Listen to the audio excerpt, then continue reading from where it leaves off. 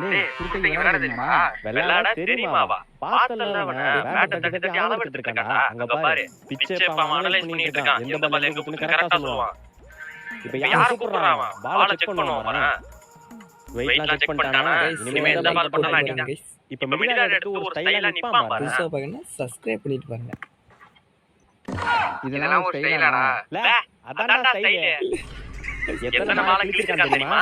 இப்போ ஒரு ஷாட் ஆடுவான் பாரு. பாலெல்லாம் பறக்கும். என்ன பால் பறக்கும் பார்த்தா ஸ்டிக் பறக்குது.